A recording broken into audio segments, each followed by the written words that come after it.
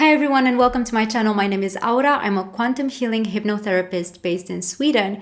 And today we are going to talk about something that is based on a chain of events that has been happening in my life recently.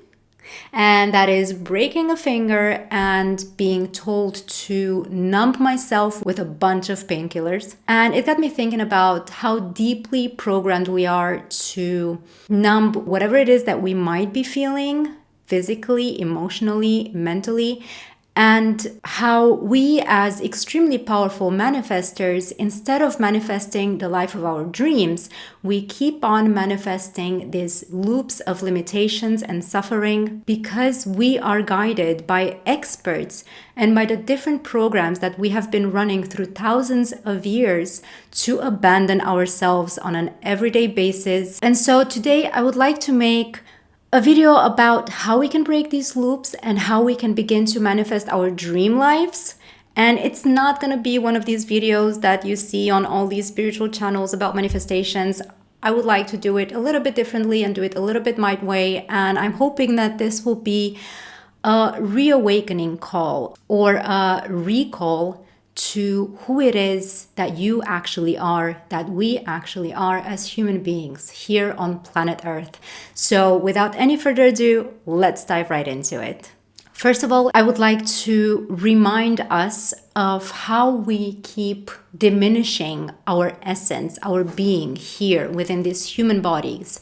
So many times we use excuses like, oh, I'm only human, as if it's such a horrible thing to be human. Oh, I'm only a weakling. Oh, I only make mistakes. It's within my nature to be full of flaws, to be incapable, to be a failure, to not be enough. And we don't even realize that we're telling ourselves these things. But the problem with this is that even if we might be joking about it, or we think that, oh, we're not taking ourselves so seriously, 90% of your being, which is every single cell in your body, your DNA, everything that you are on a mental, emotional, physical, energetic level, takes these words, thoughts, and feelings absolutely literally. Whenever you feel like you're not good enough, even if you're just joking about yourself, making it a hee hee hee ha ha ha moment, your entire essence and being takes it seriously. Whether you want it or not, it does. And what you do with it is you keep creating the same reality for yourself over and over and over again, even if it's just a joke. Because it's never a joke. When we were kids, up to the first 12 years of our lives, we used to take everything extremely literally. So everything that our parents told us, everything that anyone in our environment told us or was even thinking about us, because we were so activated from a sensorial point of view that we didn't just hear what people were saying, but we would be very attentive to what they were doing and we would feel what they were thinking and feeling. All of that information that was being filtered through our body and our subconscious mind was being taken extremely literal. And that stuck with us through our life. And then we keep running these programs in our everyday life, some of them being so far pushed into the background of our consciousness that we are not even aware of it, which is why this is called the subconscious mind. And I prefer to call it, some call it the unconscious mind, but I prefer to call it the subconscious because it's right there under the surface, accessible to us whenever we intend to do so and become aware of ourselves, become aware of our thoughts, become aware of our feelings, become aware of our actions, our choices. That's when we can access it. So it's not completely unconscious. It can easily become conscious if we have the intention to access it. And so first of all, it is highly important for us to stop dissecting ourselves into a being that is made up of a soul, mind, and body, because what is the body if not energy? And then everything that exists around us, everything that is material in this world that we perceive as being dense and having a shape or form or sound or taste or smell is energy. All of that is consciousness. And given the fact that we are energy, moving through energy, living through energy, experiencing energy, we are part of an organism that contains the entire organism in itself, it being multidimensional. We already know that we are three-dimensional, but we are more than that. We are actually infinitely dimensional. And this has been backed up by science. You can look it up for yourselves. I'm not going to go into that today. So we are made up of the entire spectrum of the characteristics of the all that is. And as these beings, each and every single one of us, you are here to express the essence of this organism through your own unique essence, which is the signature and the blueprint of your soul. I talked about this before. It's like having fingerprints, right? There are no two fingerprints in the entire world that are the same. There are actually no two particles in the entirety existence of all the universe or omniverse that are the same. Absolutely everything is unique, which makes you an entirely unique essence and being. And thus, you are to live your life in this human shape and form right now according to your unique essence, your unique structure, imprint, and signature. And how do you do that? You do that by expressing yourself through your passion playfully. You express your essence by engaging into things that make your heart expand. And in doing so playfully, you not only expand your heart because you're super happy that you're doing things that you love doing, but you are expanding and you are increasing the gray matter and the interconnectivity of your brain. This is how powerful this is. You are not changing only your everyday reality around you, but you are changing your physical structure. You are changing your cellular structure. You are changing yourself as a human being. It has been, again, scientifically proven in so many ways that illnesses such as cancer, autoimmune diseases, chronic diseases, they all stem from an emotional imbalance. They start with stress, they start with holding on to resentment, they start with these small things that we would never think of. But if you really pay attention to your body and how your body reacts in these moments of feeling resentful, of fear, hatred, holding a grudge, you feel that you begin to tense up, right? Your heart starts accelerating, your breathing becomes irregular, and then we become so used to living life in this state of being that the only thing we can create for ourselves is disease, and not just physical disease, but a diseased mind, a diseased emotional body, and a diseased life, because we are innately creator beings. We cannot not manifest. If we wouldn't be manifesting anything, we wouldn't have a human experience. Every single one of us is having a human experience right now because we are manifesting it on a moment-to-moment basis. The problem is that we are, in this case, unconscious manifestors. Most of the people are sadly unconscious manifestors. We think that we are weak, that we are puny, that we have no power because we are taught to give our power away since childhood, since infancy, to everything and everyone else around us. We have been disempowered from birth. I'm not here to tell you how to become a multimillionaire. This is one thing that I don't understand. I never will, how spirituality is so tied to money, and it makes no sense to me because the entire programming, the core of the programming that is running this world is our value being measured in money. And so spirituality somehow just latches on that, and everybody goes like freaking fish to food to these channels that will tell you how to become a multi-billionaire overnight. What I'm here to tell you is how you can improve your life, how you can improve your health, how you can improve your overall emotional, physical, mental well-being, and how to take your power back. It is absolutely true that as we come into this world, The world creates our mind. But later on, as we start realizing that things are not the way they should be, because you always feel within yourself, you feel within your core essence that something is not right. And as we begin to do that, we can begin to take responsibility and re-empower ourselves by understanding that it's actually our mind that creates the world. Before you came into this world, your soul had a plan, and a series of events were created which were supposed to help remind you of your creator essence. More often than not, the families and the events that we choose to be born into do not match our soul frequency. They do not match our vibrational signature. And that is because nowadays we all come into this dysfunctional world in order to rectify it.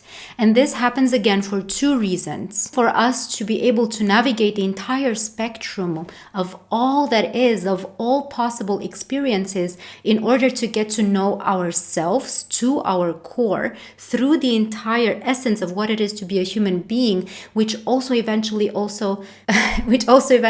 helps us connect with everybody around us, helps us empathize with and understand people from all walks of life. And secondly, as I mentioned before, it is so that we may find our way back to ourselves and bravely, courageously break through the programmings of this life so that we may heal all by healing ourselves and bringing everything into oneness.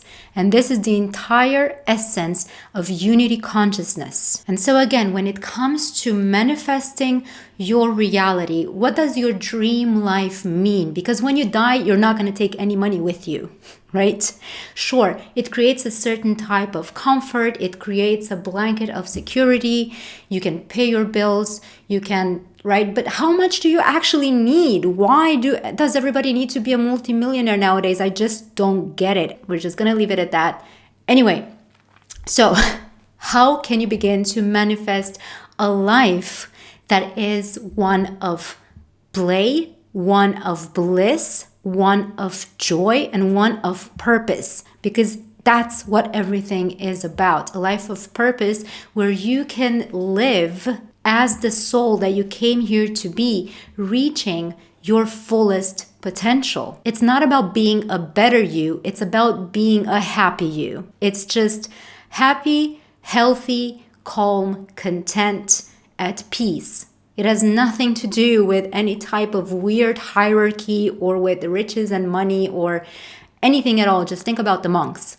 It's like saying that if you are highly spiritual, you are a millionaire, right? Which would mean that all the monks, which live their entire life in poverty, but live by practicing spirituality, are living, breathing unity consciousness, are not worthy of the spiritual label because they're not multimillionaires and they don't have billions of followers on social media. I mean, okay, I'm done with the rant. So back to it again.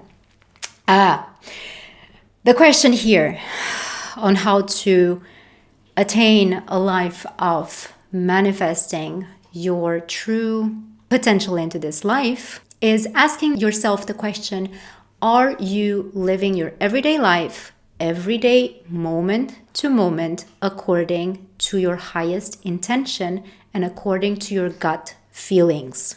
When you feel that something is wrong, do you then just shrug and go about your day, or do you do something about it? Are you aligned with your gut feeling and your body's needs? And attention here, I don't mean addictions, but I mean your body's needs. Because whenever we are executing our needs and living according to them, we create a stronger bond to ourselves. We learn to trust ourselves more. We become more centered and more aligned with who it is that we truly are. And this helps us in return to be more of service to others. On the other hand, when we are giving into our addictions, we become more and more separated from ourselves. We abandon ourselves, and thus we enforce and increase the suffering.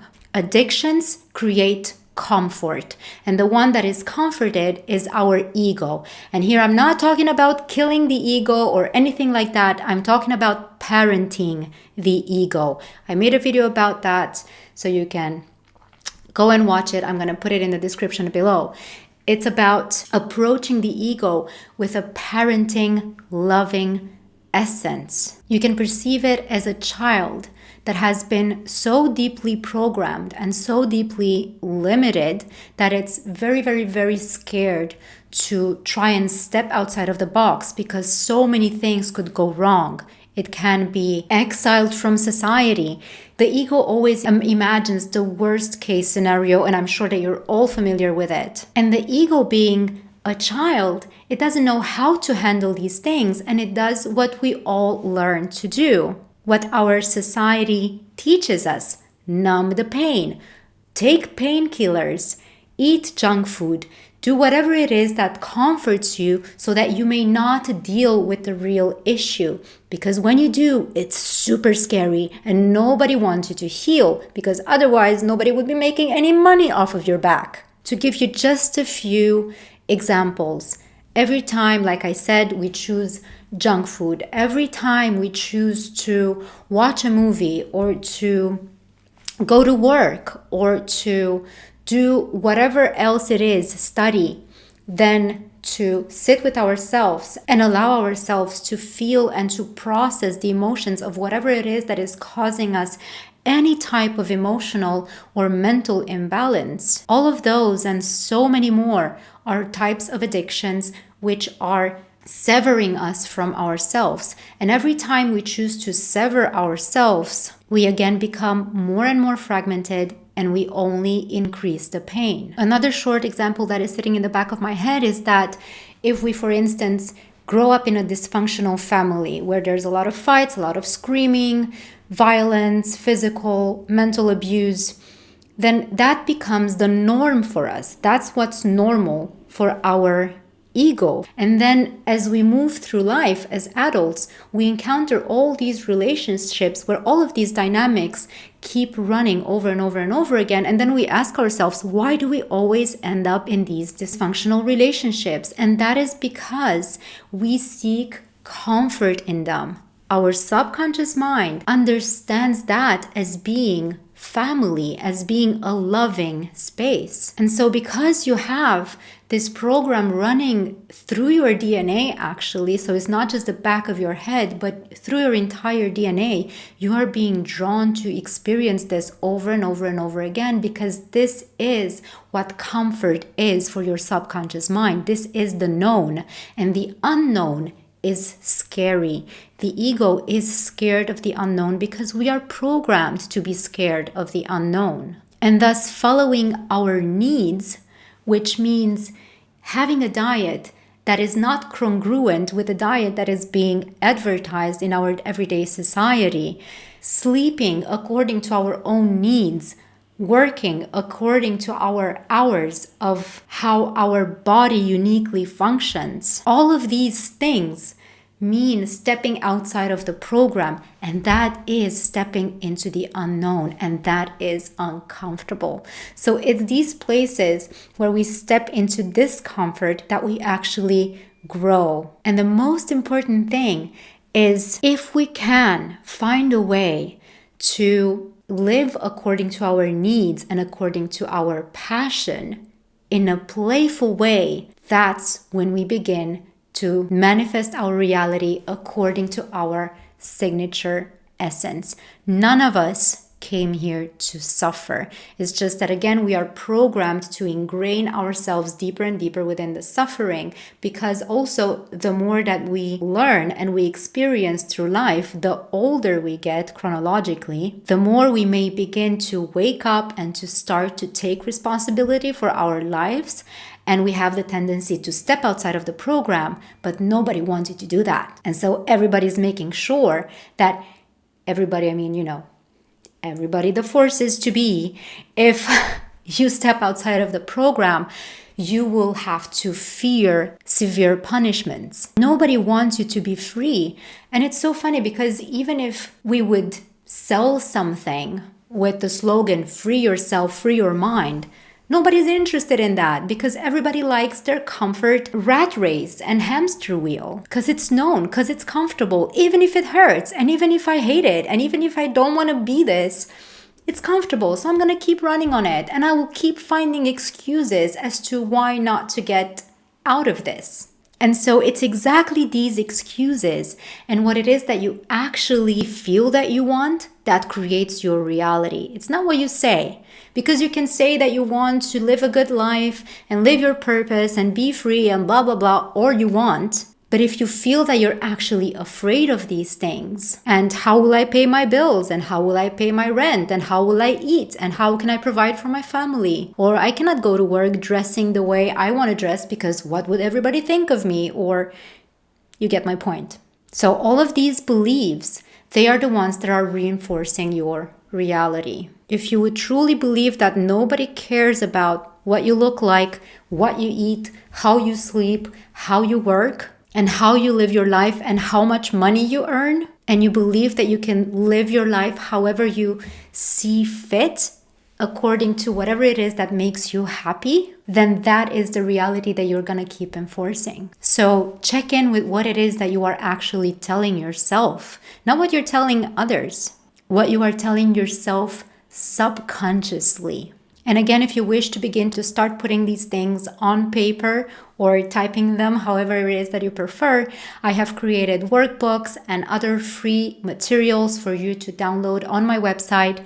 And I'm going to put those in the links below as well. They are available in 3 different languages because this is my purpose and this is why I am here on this planet. And so I'm going to do it because I can. And I hope that you allow yourself to do whatever it is that you came here to do as well. And one last thing that I would like to mention on the topic of manifestation is that when you manifest, it is, I don't like using these words.